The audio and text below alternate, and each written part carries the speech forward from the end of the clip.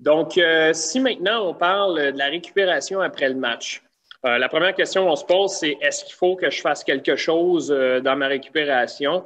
Je vous dirais, ça ne fait pas consensus là, dans le milieu à savoir si la récupération là, au niveau de l'activité physique va vraiment accélérer ma récupération. Mais pour mettre toutes les chances de notre côté, surtout si on a un match très, très rapproché, là, la même journée ou en dedans de 24 heures, pourquoi pas, si on a le temps de le faire et l'espace pour le faire. Au niveau des équipes nationales, Hockey Canada et les équipes Québec également, les joueurs prennent habitude là, dans les différents camps ou compétitions à exécuter le protocole de retour au camp à la fin de chaque match et même chaque entraînement pour vraiment mettre toutes les chances de notre côté de récupérer le plus rapidement possible pour être prêt pour la deuxième activité.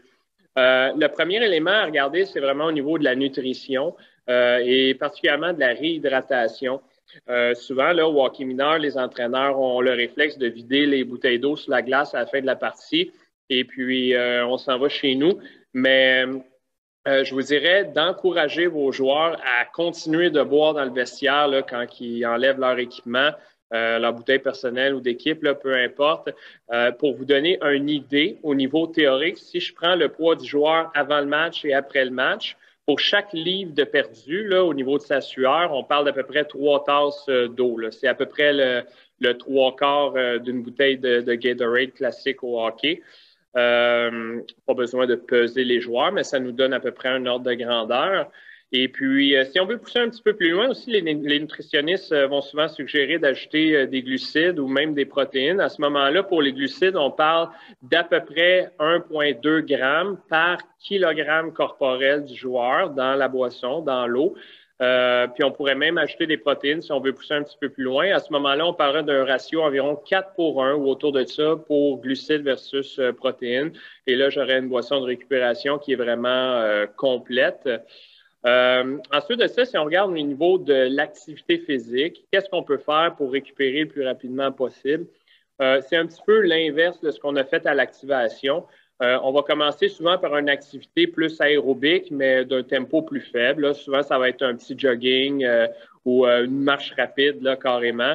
Encore là, théoriquement, on parle de 100 à 120 battements minutes. Là, c'est suffisant. Là. L'idée, c'est de baisser graduellement la fréquence cardiaque, permettre au corps là, de se débarrasser là, des déchets métaboliques là, qu'on aurait pu accumuler là, durant notre match, par exemple. Et puis, dans une deuxième étape, bien, là, on va rechercher un petit peu à travailler notre souplesse, à relâcher les tissus. Donc, dans un premier temps, on pourrait utiliser les rouleaux de massage, par exemple, puis aller masser les groupes musculaires dans les jambes, dans le dos, là, les muscles qui ont été le plus utilisés durant le match. Puis, on pourrait compléter avec des formes d'étirement. Là, les étirements, il y a plein de manières. On peut s'étirer statique, dynamique, etc. Il y a différentes recettes là, qui existent. Là.